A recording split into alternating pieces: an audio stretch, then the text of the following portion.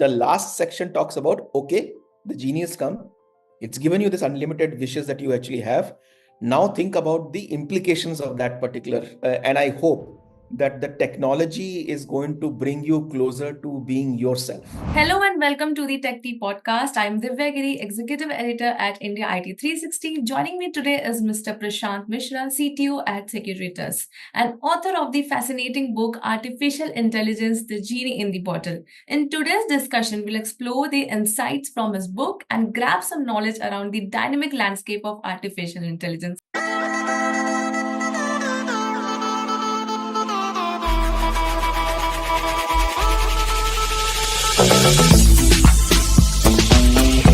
Thank you so much, sir, for joining us today. And how are you? Thank you. Thank you so much. I'm very good. Thank you so much for asking. And thank you for having me on this podcast. Sir, before we start, can you share something about your professional journey? Sure. Okay. So I'm currently the CTO for Securitas India. I have been in the IT industry for close to around 25 years, serving in various roles. But my focus has always been towards the intersection of business and technology. I am a IT strategy, digital transformation guy. I've been doing this work for the past several years now, and I have played various roles. Like I have been the director for digital transformation for Aon. I have been the vice president for digital transformation for Genpact. Previous to this, I have been associated with management consulting companies like Gartner, Ernst and Young, where I've been doing similar kind of roles, which is IT strategy planning and digital transformation. By education, I'm an electronics engineer, and I also have a Master's of Science degree from the United States in Information Systems Design. Great, sir. Thank you so much for sharing it. So, sir, if we talk about your book, Artificial Intelligence, The Genie in the Bottle, is a fascinating title. Why did you choose to frame AI within the Indian philosophical framework of karma, artha, dharma, and moksha? That's a very interesting question. So,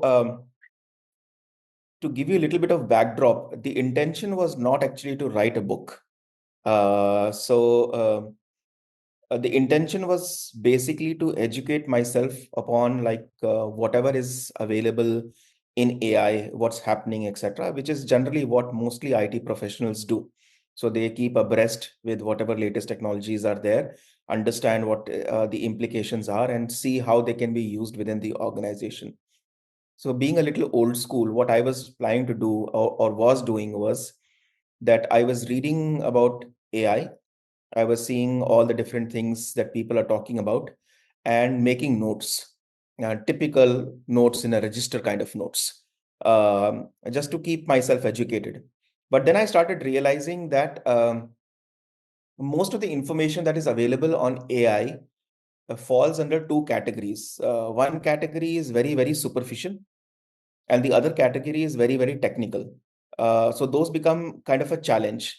The second thing that I noticed was that most of the information that was available on AI was basically repetition from something or the other. So, like, you have said something about AI, I have learned from you, and I have written the same thing in my language, and then there are various blog posts, etc., etc. So for me, it became more like repetitive information being presented again and again. So what I did was that I started to write these essays on various topics of AI, which I found of interest. And I thought that if in case somebody like me wants to know about this particular subject, what would he or she want to know? And that was the basis of writing those particular topics. So these became the series of essays that we have. When later on, when I showed it to a few of my well-wishers and friends, and they said that, this can be converted into a book, it was then that I started thinking about categorizing these essays, and which was becoming a little difficult because there were multiple dimensions. Fortunately, I landed upon this idea of the Purusharth, these are four Purusharths of the Hindu religion, which is as you mentioned, Kam, Artha, Dharma, and Moksha. And I realized that most of my essays and the AI journey by itself can be categorized in these four dimensions. And that is how I started to think about, maybe this particular essay can belong in the like in the Kama dimension. This can belong in the Artha, and this can belong in Dharma, and this can belong in Moksha. Because what I realized was that, like, uh, if you see the philosophy about the Hindu Purusharth system, it's basically about living a very balanced life. And it's the same thing that you see in AI. AI uh, is a very powerful technology, and something that we need to be very clear about is how do we harmonize the technology with us. Like, so too much of desire can lead to self-destruction. No desire can lead to apathy and stagnation. So the true challenge is in finding a harmonious balance, which is informed by knowledge, striving for excellence, and adopting this intelligent technology just beyond personal fulfillment. So it is like a contribution to humanity, an endeavor to leave something lasting and important. And finally, I think it is a way to improve the world. We inevitably enrich our own lives in the process, but we are also leaving something behind. So that was my intention of putting this all these essays into this particular framework, so that, like, a balance can be maintained. That's the idea. Okay, got it. Very well explained. So, how do AI engineering transformative ethical and societal aspects, as outlined in your book, interrelate in shaping our future? So, as I mentioned earlier, almost everything which is on AI is somewhat related to how we'll be living our daily lives. And I have written at various places in the book that it is something that, like, you actually have what should I say, an intention to create something new, but at the same time you're trying to ensure that every technology is working towards human upliftment. So if you see the past, and I've made this example in the book as well. I don't know how many of your viewers would know that, like, the printing press, something from which books are actually published, was one of the groundbreaking inventions of olden times. So previous to the printing press being developed, which was a mechanized way of making books, everything was written by hand. So even if any book had to be written or copied, it had to be copied by hand. It was a very difficult process. But one of the things that printing press actually did was that it allowed large scale production of information and replication of information, which basically led to multiple discoveries. So if the printing press would not have been there, James Watt would not have actually designed the steam engine. If the steam engine would not have come into existence, industrial revolution would not have actually happened. That is the way the invention is. AI, in the same way, is doing a similar thing. AI is going to be phenomenal when it comes to changing our life. And I predict that within the next 2 to 3 years, you'll start seeing profound changes that AI is bringing in. So when you talk about the engineering, transforming ethical and social aspects, those things, AI will actually have a profound impact. And if you see how I've structured the book, so if you see the first section, for example, which is karma. Karma is related to desire. Desire is about creation. So that particular book, the section of the book talks about solidifying the technical foundation of AI. It delves into the engineering aspects of AI. So what is its origin? How did it start? What is machine learning? The essays cover very interesting topics, such as, like, distinctions between model driven and data driven approaches, training on large language models, etc. Now, if you go to the second section, for example, it's about Artha. What does Artha mean? Artha means economics. It means about, like, the ways in which we can propagate our society, we move forward. So that explores the disruptive potential of AI. So how will the job market change? How will the creation of an intelligent enterprise happen? It deals about the redefinition of human skills. How does leadership change in the age of AI? So, like, we have traditional leadership like the CEOs, CIOs, CTOs. How will they change?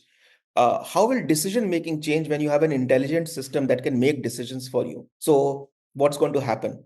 How will knowledge management in an enterprise change? How will innovation happen? So those are the things which are coming into the Artha aspect.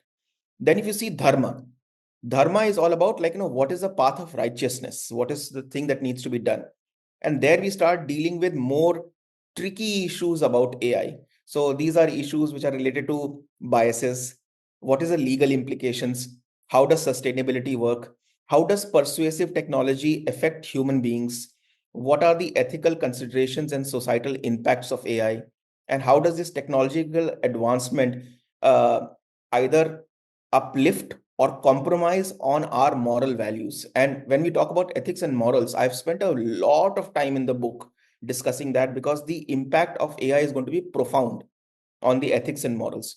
And the final section, which is moksha. Moksha does not mean, dying. It means realization. It means that you have explored and understood what your place is. So there I discuss about how AI is integrating into society. What is it going to be from a futuristic point of view and from a philosophical point of view? And that's where I've also spoken about science fiction movies. So there's a lot of science fiction movies, Hollywood movies, Bollywood movies that come out science fiction. So where does, what are the true ideas that these movies are talking about, and how does AI mirror our values, our fears, and our aspirations? Those are the things that I've actually talked about. So those are the aspects of AI. Great. So, sir, with the rise of generative AI and training on trillions of words, do you see a tipping point where machines might rival human creativity? Oh yeah, absolutely. I think that we are coming to a point, and if you see, the number of AI products which are already there in the market, you can see how they are actually generating. They can make images, they can write stories, they can even write songs if required. So there's a lot of stuff which is actually going on. I'll give you a few things that um, which I feel that your viewers will basically, these are very interesting data facts. So one of the things is that, the human brain, for example, if you see the weight of the human brain, it's just 500 grams. That's all. So that's an average human brain will be weighing 500 grams. The amount of storage capacity that that brain has ranges between 10 terabytes to 100 terabytes, which is basically, if you it is equivalent to the text of 26 million books. That's the amount of information that the brain can actually keep. But that's not the only point. It's not a database for storing information. What the brain does is that, because of this synaptic processes in the brain, it allows for creation of connections which can give you memories. It can give you new ideas. It can tell you about new innovations. It's that also is actually created. So if you see the development of artificial intelligence, it actually started because human beings became very interested in the working of the human brain, and they started thinking that how do we actually use this thing, how do we create a mechanized version? So if you see, artificial neural networks are basically mimicking the synaptic nerves of the brain, they're trying to actually do that. So that's one part. The second part is, human beings actually belong to the animal kingdom. So we are all from the animal kingdom, but human beings are the most evolved of the animals compared to all other animals. There's a lot of research that says that the reason why human beings, apart from the brain, which is an evolved structure, are better off than the other animals, is because of this concept of language. So it is because of language that our development has happened. And I want to tell your viewers why this is important and why LLMs become important. So I'll give you, I'm building that up. Uh, Language, if you see, language is a means, it serves as a framework. It provides words, it provides semantics, it provides grammar to effectively convey ideas, concepts, and information. That's what language does. If you see the scientific explanation of language, that is what it is. So while other creatures can communicate about immediate things like danger and food, humans use words as symbols and they pack a lot of information into those symbols so for other person to understand. So it can be so to take an example, dark can mean dark, which is without light. Dark can also mean sad and depressing. It depends on the context. An animal will not be able to understand that, like, it's for an animal it is either daytime or nighttime. So humans actually have this capacity to use language to convey ideas, and that leads to something which is different from the animals, which is collective learning. So what happens is every generation of human beings learns something and passes it on to their offspring, and they add more information into it to increase the size. And that is why we as an animal have moved from the jungles to Mars. That's the journey, like, that's the idea. So when scientists were working on creating these artificial neural networks, there was multiple smaller things. So they started thinking about something which is called NLP. NLP is natural language processing. So that started off. But the true things came into existence when artificial neural networks and NLPs were combined together in the early 2000s. And then there were multiple things that came out.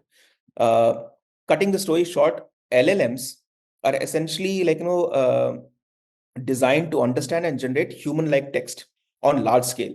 And the term large that is used in large language models is not because it's too many trillions of words. It is the number of parameters that are there in the model in order to understand the concepts and the correlation between words. So, for example, if a machine is writing, "This is a cat," so it is predicting that if you start with this, what is the probability that the next word is going to be was or is or at, or like, so it takes that probability and then adds that thing. Then it adds the next thing. So it's seeing the connection that is actually coming up into the sentence. And that's how it frames it. The more it gets information, the more it learns from the different, like, from the internet, from the World Wide Web, from the books, it creates those particular connections. So there will come a time where large language models, chat GPTs, etc., will be able to create new text. There is a possibility. In fact, there's the gentleman who wrote this book called Sapiens has he has written a new book called Nexus, in which he discusses about this particular idea that there will come a time where machines will become that important that they will be able to create their own storyline. That is going to happen with the way things are actually going. It is going to happen, and that's where the next thing comes in, that the risk of LLMs, there can be biases which will be there. So you will have those situations where the advent of LLMs will raise discussions about job displacements, transformations. uh, Automation may lead to some kind of job movement, etc., and job roles to evolve, but there can be other things that will also take an impact, like critical thinking, like emotional intelligence. So LLMs will have the capacity to generate very realistic looking information. So if you know, commonly in social media, they talk about fake news. They keep talking about fake news and alternative truths, etc., etc. Uh, Artificial intelligence has created that level of nuance that it can create news that may look very new, will look very, very evident and real, but it may not be real. So those are the biases that are there. So, like, one thing that is for sure is that the creative element of LLMs is actually going to increase. Like, AIs will keep creating, and that we are already seeing. But more important than the creative element is going to be the issue about how do we control this particular power, or how do we make sure that this power does not become something which is creating harm, or creating something which is detrimental to human values. So the development of LLMs is a fascinating one, because of the potential and the compounding effect that it'll have. But it's not simply about digitizing everyday experiences and environments.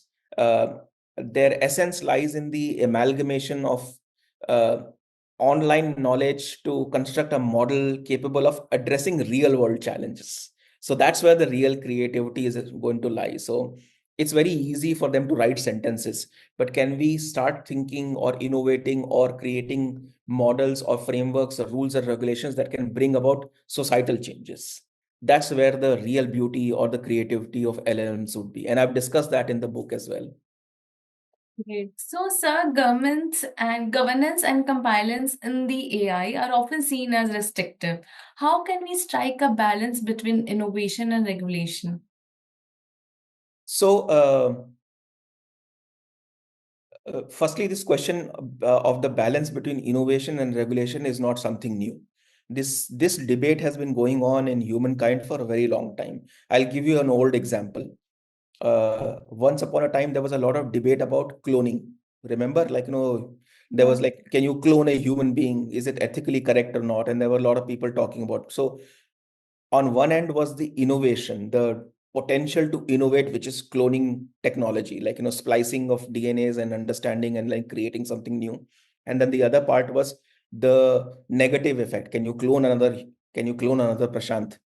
If that Prashant is there, then this is the original Prashant or the new Prashant, and that comes in. But then there were other debates as well, that for somebody who's actually dying, who needs a kidney transplant or a heart transplant, that cloning can actually create new organs that can save up. So ethical problems. So both sides are correct, but which side is correct is like still a debate. So first thing I want to tell your viewers is that this issue about innovation and regulation has always been there. No doubt, AI is going to impact society in a massive and untold ways, both positively and negatively. But sometimes the damage that can be caused by them could be irreplaceable or irreversible. That is and I'll give you another example. I don't know whether you've seen this movie called I, Robot, a Will Smith movie. It's a very famous movie. It was released uh, probably more than 10 years ago, I think. The movie is based on a science fiction novel written by a world famous science fiction author called Isaac Asimov. He wrote a book, and in fact, he has written these three laws of robotics on which most of the current day robotics are being designed. Um and he wrote a story, and that story has been converted into a book. I'll give you why I want to tell you about this compliance and governance. Let me give you the backdrop of the story. So in the story, what happens is that there's a car accident, and two cars fall into a river which is flooded. So the river is flooding. In one car is this guy, who is our hero, who is a full grown man. He's hurt very badly, but he's full grown. And then there is the other car in which there's a small girl who's probably around 5 or 6 years old. Both are drowning in separate cars. Now there's a robot who is designed to save human lives. So he sees this particular thing happening. He jumps into the water to save human lives. He makes a calculation that it is easier, and the probability to save the man is more easier than to save the girl, because this girl's car is actually getting swept away into the water faster. So he saves the man. What the robot does not realize is that the man is still capable enough to swim, but the girl may not be capable enough to swim. So that is the ethical challenge that is there. But the machine did the right thing. It made the calculations that were there and said, okay, I think that the probability of saving this life is more than the probability of saving that life. For them, the life becomes equal for a machine. Now, that is where the problem starts. How do you value human life? Is the life of the girl more important or the life of the man more important? The man is 50 years old. He's almost completed his life. The girl is just starting. But the robot is not able to understand that. The machine is not able to understand that. So those are the issues that come up. And this is a very hypothetical situation, but it allows you to understand that when you are creating an intelligent machine or a model that is going to be making decisions for you, how do you teach that thing to make the right decision? Is it going to be based on probability, or is it going to be based on something which we understand? We understand what is morals, we understand what is ethics, we understand that if there's a poor person who's not does not have anything, you will probably give him, like, it's so cold outside in Delhi, you'll give him a blanket, etc. So those are decisions that you make not out of any mathematical probability. You make it because of your emotions and your ethics and your values. The machines will not be able to understand that, but we are building machines that are more and more capable of doing that. So there are like these things that are coming in. So effective AI governance will establish those guidelines and standards and oversight mechanisms to ensure that AI systems operate in alignment with societal values and norms. And this is not something that I am saying. Almost everybody agrees that this is something that needs to be done. So ethical principles and guidelines need to be built into the development of AI. That's one of the things that we have to do. But then the important thing is, how do you tell a machine what is right, what is correct, what is appropriate, and who tells you what is right? So it could be right here in India, it may not be right in America, it may not be right in Europe. It can be appropriate in India, but it may not be appropriate in Japan, which has a very different culture altogether than India. So those are the issues that like will come in. So when we talk about governance and compliance, often we tend to blur the boundaries. Compliance is complying with a set of rules that are being created. Governance is more about making sure that the right thing is actually happening. That's why we have governments. We don't have compliance bodies. Like, governments are basically, and governance keeps changing and evolving over a period of time because it needs to see what is going on. How do we actually, make sure that the right systems are being developed for the right action that needs to be taken. So, sir, in the law and AI, you touch upon justice in the AI age. What are Yeah. some of the most pressing legal challenges AI present today? Okay, yeah, so that's very good. Like I have an entire topic on law and AI, and I'll tell you why it is important. Uh, so there is Martin Luther King, Dr. Martin Luther King, who's supposed to be one of the most influential public figures in the history of United States. He had said that injustice anywhere is a threat to justice everywhere. So even if one place there is injustice that is actually happening, it is stronger and more powerful to have an effect on justice, which is everywhere. So everywhere injustice needs to be stopped. Uh, in the world of AI, when we move there, we will see this thing. So as I was telling you earlier, the ethical biases that come in, how do you define right and wrong, etc., etc. Those are things that are actually there, which will become more and more mainstream as AI becomes more and more mainstream. So it can be seen that there is a tendency for technology to create segregation and unevenness. I'll give you an example that your viewers will understand very well. Once upon a time, there was this nuclear treaty. So there were a group of nations who had nuclear weapons, who had technology, and they made a pact that no other nuclear nation will have this nuclear technology because it can be used for creating bombs, etc., etc. Those are the ideas that were actually there. That created unevenness because yes, on one end, nuclear technology can be used for destructive reasons, but it can also be used for energy generation. So the nations which are being left out did not have the right capacity to create energy, etc., etc. So that technology can actually do that. It's by its very nature, it can create this unevenness that are there. So there can be situations where the human beings' rights are actually being devoured by technology. And when we talk about this idea about the haves and the have-nots, you have to understand that technology is not just technology, it is a tool for evolution as well. And I'll again take you to an example. So if you look at the evolution of human beings, there were two things, there were many species that existed simultaneously. So you had Homo sapiens, you had Homo habilis. Now, one of the differences between Homo sapiens and Homo habilis was Homo sapiens knew how to use tools. So they could create stone tools, etc., etc. That was, and the result was that the Homo sapiens survived and the Homo habilis are dead and finished.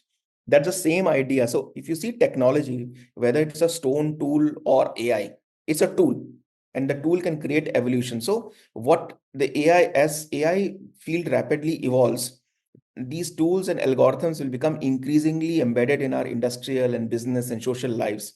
And there will be legal implications. There are many legal implications that can come in. So it demands that, AI can, the designers of AIs define themselves through regulations. The developers must ensure that the development of these sentient machines or these algorithms does not undermine human autonomy. It does not propagate inequalities. It does not perform actions without consultation with those on whom the consequences of those actions will occur. So that is required. So this requires establishment of governance frameworks. It requires the establishment of standards. It requires the establishment of guardrails for AI operations in primary, in primary areas. So that is where legal implications come in. That's where the law steps in. Because one of the things that we tend to mistake is technology is hardly ever neutral. It's not neutral. Technology will inevitably contain the values, the convictions, and the biases, the historical contexts of its designers. I'll give you another example for your viewers to understand. Most of the people who are familiar with computer programming will know that all programming languages are written in English. Why are they written in English? Why not in any other language? There are why not in French or Spanish? The reason is that predominantly the context of the people who developed the first level of programming languages came from the English speaking world. That is one of the reasons why it was it's not because English becomes conducive. There is, so when we say that technology is neutral, it's not neutral. We don't see the partiality of technology. So Niels Bohr the great physicist Niels Bohr worked on this idea of the atomic structure. He never knew that his atomic structure studies will be actually used to create the atom bomb. If you were known, there would be a different story altogether. But that's where it becomes that the place where we need to start building these legal laws, and that's where the law steps in. The law ensures that people remain on the right path. So when you talk about legal implications that are there, let me think of a few. Why is it important to be cautious about bias in designs and implementation of algorithms? So there can be a bias that can be there. Who will be held accountable and responsible for decisions made by an algorithm? So that's another thing. Right now what happens is you're driving the car and you hit somebody, or if there's a car accident, the car maker is not put to the court. You are put to the court, right? Because you are driving the car. Now, if an AI is making an intelligent decision about something which is having a negative influence on somebody, will the AI be taken to court, or will the designer of the AI be taken to the court? Who will be, who is responsible? Definitely the designer. Yeah, so there needs to be laws that need to be created for that. How should the purpose and reach of an AI algorithm be defined, considering its potential for both beneficial and malicious use? So right now, just say the Indian government is coming up with the Data Privacy Act. Why are they doing that? Because technology is never neutral. It can be used in a negative sense as well. So they are creating this. So same way for AI. What legal and governance frameworks are needed to address the potential inequalities that arise from AI use? And how should responsibility be attributed for events which are unforeseen even by the designer? So if you see ChatGPT continuously keeps learning. So a designer has created a model that keeps learning and then creating input. Now I, as a designer, have created that particular model. I've given it to you. You are using it, it's learning, and sooner or later it's making decisions which are based on its own learning. It's not my responsibility. I have given that thing to you. So if it is making a decision which is unforeseen even in the design phase, who is responsible? Who is going to take care of that? So that is where the law becomes very important. That's one part. So that's one. Secondly, the law itself, the legal industry itself will actually go through a phenomenal amount of change. The reason why legal industry can go through changes primarily because the law is very structured in nature. So it has rules, regulations, clause, subclause, etc. This is very conducive to AI because AI loves structured data. It can learn from structured data. So the law itself can actually come up with models that can help in creating the right kind of legal frameworks, creating the right kind of decision-making systems. It can assist lawyers and judges. AI systems can assist. Okay, in this particular case, this was the situation, this was the the concept that was used, maybe this will work here. So in that way, if you see the implications of AI in the legal field are phenomenal. And I think I'm predicting that uh, the legal industry by itself will benefit greatly from AI. But at the same time, there's a lot of responsibility on the legal people to create the right kind of framework for the rest of humanity as well. So if you see every country, so if you see USA, they have started building their AI ethical governance bodies. Europe has built one already. India is doing something. Japan is doing something. China is doing something. So everybody understands that the law needs to be created in order to govern and manage this phenomenal technology that is coming into existence. Good. So, last but not the least, science fiction has often warned about AI's darker possibilities. How much of that fiction do you think could become reality? So there is a possibility. I can't say that it's 100% sure. I am sure that uh, if 25 years ago, people would have told me that you will have an app on your mobile phone that can present to you the next set of clothes or jackets that you can buy. I would have thought that that's not possible. So, nobody knew the phenomenal power of the internet. Nobody had figured out the phenomenal power of social media till it actually came into existence. So, what we can best do is we can speculate that given the trend that is coming, where it can go. To short answer to your question is that uh, there is a possibility that such things can come into existence. There's a lot. But if you go back to we started off this conversation with Purusharth, right? Right. So the final section is moksha. Moksha is in Purusharth, it means it represents the ultimate objective of human life, which is liberation from the cycle of birth and death, which basically means self-realization. It means freedom, knowledge. It signifies transcending the limitations of ego and recognizing our true reality and understanding the interconnectedness of things. So if you see, everything in the world is supposed to be interconnected. So it's there's a cause and effect for everything that actually happens. And we understand the world from our point of view. So you tell me something about your world, I tell something about to you about my world. We understand because we, at the end of the day, we are both human beings. Okay. Now imagine a situation that there is a machine that is creative enough to think, creative enough to see the world, and it presents a picture of the world which you don't recognize. It presents an entirely new reality. So right now what basically happens is you and I bond because we are both of the same species. But there's another intelligent thing that is coming into existence that can say that no, I see the world as different.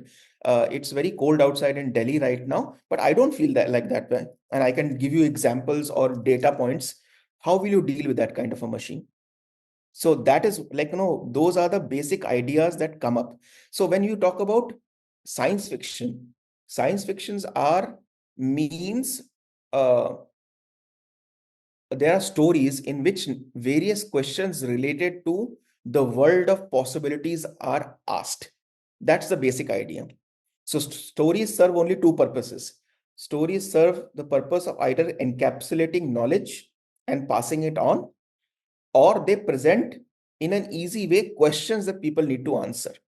So if you see Vikram Betal also has his stories, etc., and then that's every story construct has the same situation. So science fiction stories are basically about when you come into the age of AI, what does it mean to be intelligent? Uh, because an AI system can have intelligence, it can learn, it can have the willpower to do something because it is designed to do something. So what is it that is going to make machine different from human beings? And one of the things that can make it different is ethics, morals, and the way we live our life, which can be based on cognition. So cognition is very different from intelligence. Cognition means I can understand the situation. I don't only see data points, I see the context as well, which is not presented to me. A machine will only see data points. It will only see, like, all the numbers, and it will make a decision.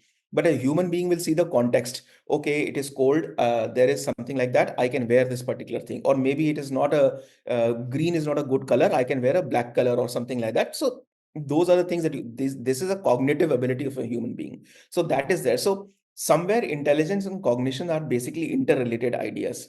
Now, science fiction as a genre deals with the imaginative content such as futuristic settings, next level science and technology, space travel, faster than light travel, etc., etc. Those are like parallel universe, extraterrestrials, aliens, like, so it can be argued that these are out of the world settings that give the creative power to explore various questions relating to humanity itself, the environment, and human existence. That is what science fiction does. So by their very nature and, like, their characters, these stories are essentially about technical and ethical questions about computers, about robots, about intelligent systems, and they range, like, from various things. So as I gave you an example about the iRobot movie, where, like, this robot saves that man and not the child. There's a book. There's a very famous movie, which is called. It is actually called AI, artificial intelligence. It's about a boy who is a robot who is designed to think that, like, a lady is his mother, and it's a very nice story. It's also based on a book. It's very, very nice. I would recommend users to watch, your viewers to watch that movie. It's a phenomenal movie. Uh, Everybody has heard about the Terminator series. Arnold Schwarzenegger's Terminator, which is based on a robot that comes from the future, wants to kill somebody in the past. These are all ideas that talk about intelligence. It is designed to do something. You as a viewer think that this robot has come to kill this lady or this man. Is it right or wrong? So that is what these, that stories are actually trying to, like, so these are, like, they are this philosophical and societal discussions which focus on humans and human behavior. And this is a very complex situation because, again, what AI is going to do, philosophically speaking, is it is going to change the paradigm. And I'll tell you why the paradigm will change. Human beings, by their very nature, consider themselves to be the center of the world. They are always the center of their story. I am the center of my life story. So I have a family, I have a father, mother, sister, brother, wife, children, but I am the center of my story. You are the center of your story, always.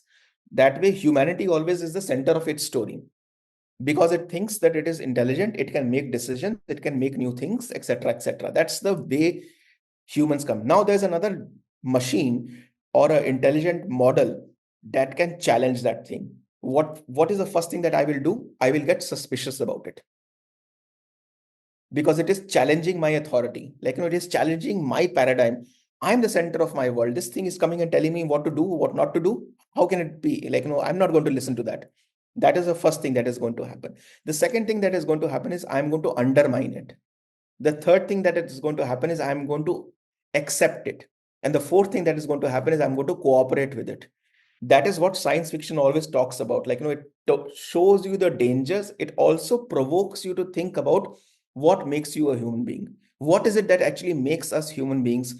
And when you are pitted against a machine that is equally intelligent as yourself, and there's a judge, a third neutral judge sitting, how will you explain or argue your case to the judge that it is me that is important, not the machine? Like, me, like, so that is the idea that this science fiction actually has. There will be cases where things will become more and more real. So I'm sure that AI is already writing this content for you. That's become real. Earlier, you didn't have that. So if you remember, some 10 or 15 years ago, there was this concept called ghost writing. So you could hire a writer to write a story for you with your ideas. Now ghost writing will almost come to an end because AIs can do the writing for you. It can write your interview questions. It can write your answers for your interview questions also. So that reality is going to happen.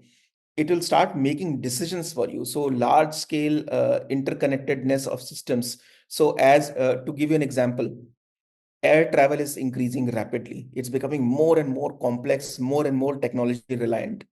Railway systems are becoming more complex and faster trains are coming in. So the need of business and the need of society is for faster transportation.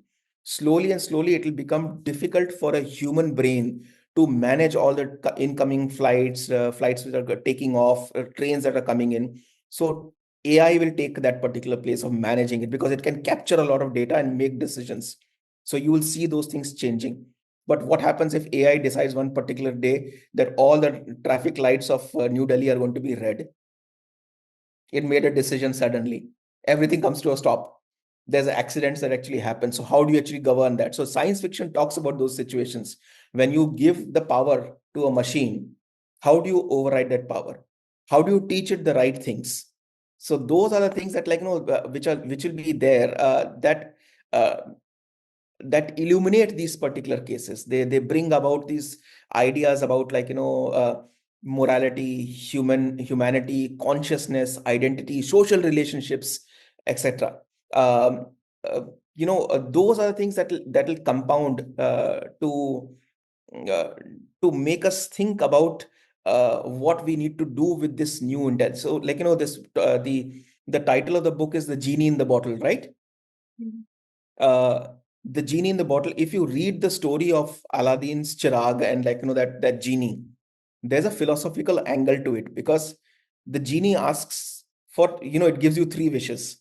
You take three wishes and whatever you want can happen. It never tells you the consequences of those three wishes.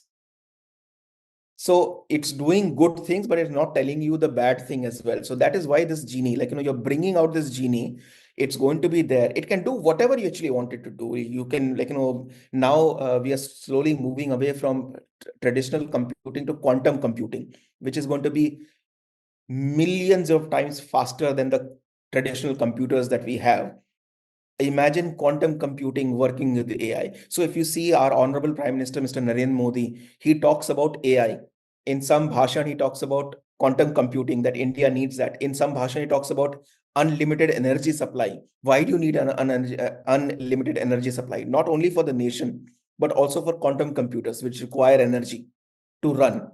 So those are things that are going to come in. So now that this technology is going to be there, how do we govern it? And how do we make sure that our knowledge, our ideas of humanity can be properly propagated to the next generation, to the people who are there? So that's why this genie in the bottle, the entire book is about that. Like, if you see my book, the first three sections talk about the unlimited power of the genie. The last section talks about, okay, the genie has come. It's given you this unlimited wishes that you actually have.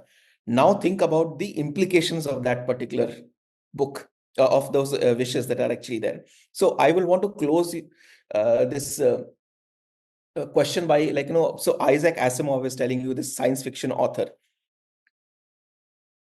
He was right. He When he started writing his science fiction novels, there was a lot of people who came out and, like, ridiculed him. And he has written a very famous essay, his philosophical essay about, and I'm going to quote his exact words that were there. Like, if I remember it correctly, it says that, like, uh, he says, I could not bring myself to believe that if knowledge presents danger, then ignorance is the solution. So, knowledge of something can help you understand that there is danger. That does not mean that you're going to become an ostrich. You're going to bury your head in the sand and say that, like, nothing is there. So ignorance is not the answer to knowledge. The real answer to knowledge is wisdom. You need to understand how you're going to be using that knowledge in order to sustain yourself, to move forward. Like, so that is what the biggest thing about AI is going to be. It is going to be that the generation, the phase of humanity where I think, and I hope, that the technology is going to bring you closer to being yourself. That is what is actually the real purpose of AI, in my opinion. Got it. Thank you so much, Mr. Mishra, for this enlightening conversation. Your insights into the interplay between AI and the Indian philosophy, as well as the ethical and societal challenges of artificial intelligence, are truly inspiring. To our listeners, thank you for tuning in to the Tech Tea podcast. I'm Divya Giri, Executive Editor at India IT 360, signing off. Until next time, keep exploring and innovating.